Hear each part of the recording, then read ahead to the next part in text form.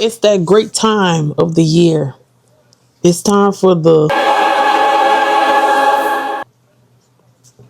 I don't know what else to call this except the...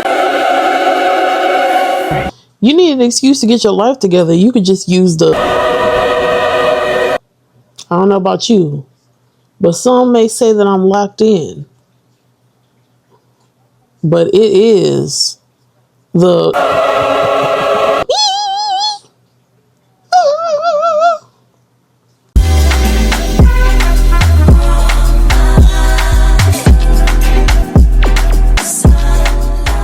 Yes, you heard it here first. Nope. It is time for the great lock-in for the rest of the year. Starting September, we're a couple days late, but I've been doing it without y'all and I forgot to tell you. We are starting the great lock-in September until the end of the year, December 31st. What is the great lock-in, you may ask? No. You're supposed to let me ask. Let me ask. Okay, go ahead.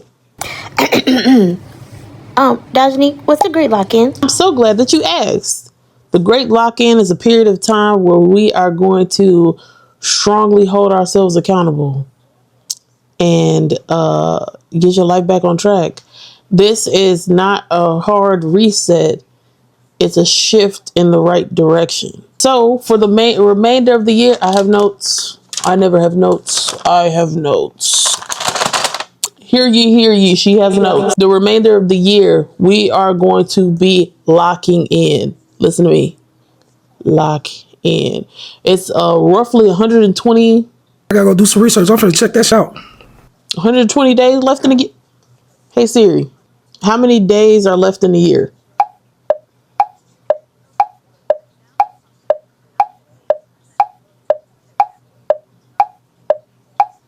Why would you not just tell me the answer? Can you just tell me the answer? I don't really want to click a link. Yeah, so as of today, September 4th, we have 118 days left in the year. It's never too late to get your life on track, so we starting right now with the great lock-in. How many times am I going to say the great lock-in in this video? The world may never know. We are breaking it down into categories. I'm going to give you the categories that I'm using, and I'm going to give you some examples. Some of these things in these categories coincide with each other, but that's fine. That's fine. What you want to do, I'm not telling you how to do it. I'm just giving you kind, soft suggestions, gentle suggestions. But you break it down into categories so that you don't get overwhelmed. I set my categories into mental, physical, spiritual, financial, and other. These are going to be things that you're mainly focusing on, what you want to change, what you want to enhance, what you want to do for the remainder of the year. Keep yourself on track. Keep yourself out of that dark spot. Y'all know seasonal depression is finna be upon us. Do not get trapped in seasonal depression this year. I'm talking to you. I'm talking to me. Get up out of there. Get up out of there. Don't go nowhere near that dark place. It doesn't do anything but hold your progression in life. And you are on to bigger and better things. You are going to be great. Nothing but greatness is attached to your name. So stay out of there. Stay up out of there. Stay up out of there. So for the categories of mental, it's really going to be things that would either enhance your brain waves. So like reading.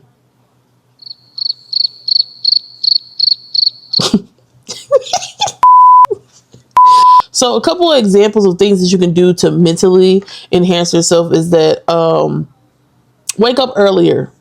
So even if you work from home, wake up way earlier than your shift. Get up, because waking up earlier is going to set yourself into a routine of being able to start your day on a better foot than rolling out of bed and being groggy the rest of the day. Some more examples that have to do with mental is reading at least 10 pages a day of a book, creating content. Always keep your mind going. Things that you don't think are great ideas, people may love. You never know. You just got to post the content. I'm talking to myself as well. All of these things, I'm not just calling you out. I'm calling me out too. So just want to let you know that ahead of time. Make your bed in the morning. Making your bed in the morning makes you feel like your room is a little bit more organized. Who don't want a pretty bed? I like pretty beds. I like decorative pillows. Put them decorative pillows on your bed. If that nigga telling you don't need all them pillows, tell him to kick rocks. Get them pillows. But also, along the lines with, since we're on a conversation of bed, make sure that you limit your phone usage. And when I say that, I don't mean get off social media. You on social media watching this video right now, and I'm not going to get off social media because I am chronically online. A couple of things to limit your phone usage is turn that phone off an hour before you know that you are finna get into bed. And I don't mean turn it off like cut it off. We're not in the Stone Age. Put that phone down. Stop overstimulating your eyes. Make your phone turn into the, I don't know what it's called, but my phone's always been set like that, where it kind of like changes the lighting to a less harsh lighting when it gets close to the time where I'm supposed to be going to bed. My phone is set for 10 o'clock. The lights on my phone start shutting down, start getting a little bit lower. 10:30, that phone is on do not disturb. Men are not allowed to contact me after 10:30. Neither are people. If it's that important, send me a text and I'm probably still not going to answer. In the morning, do not reach for that phone first. Reach for it to turn off that alarm. That's number one, but put it down. Don't you open up TikTok. Go brush your teeth first. Get up and meditate or pray, whichever Lord you serve. Get up and do a little bit of speaking to a higher power. Do some yoga. Don't you get on TikTok and doom scroll for an hour right when you wake up. No, don't even do it. I'm talking to me.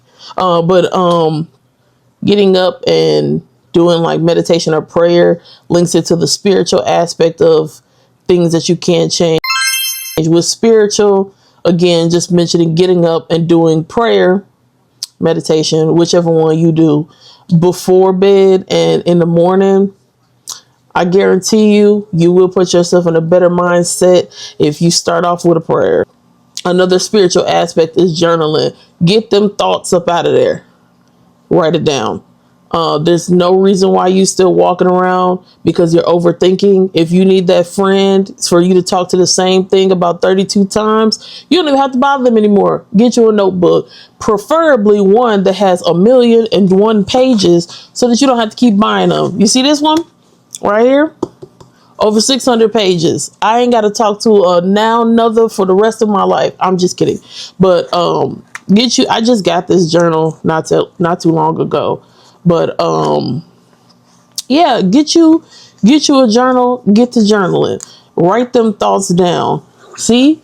You just sometimes don't read it. Sometimes you just gotta crash out. You gotta crash out, or maybe you just want to remind yourself of how your day went today or something like that. But I guarantee you, your mind will feel lighter and you will feel better if you get them thoughts up out of there and put them on paper.